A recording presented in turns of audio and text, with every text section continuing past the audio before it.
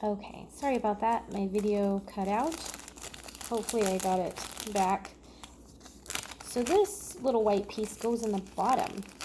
That's going to help you to keep your treats flat. So just tuck that in the bottom, just like that. It'll help your little bag stand up. It's like a little gusseted bag. It's so cute. Look at that. Oh my gosh.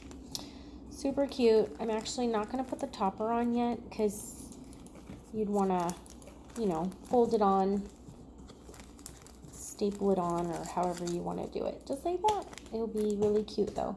You could adhere the tags to the bags with the dots. Actually, if you didn't want to staple, then people could just peel it right off. So just like that, it will look like this. You just folded it right over the top and use those adhesive dots that it came with. So let's go ahead and do this one.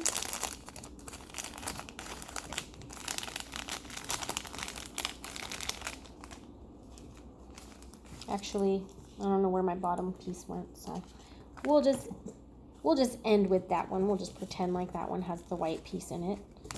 And you just fold this up, put this on top. So cute. Ta-da! Happy Halloween, everyone.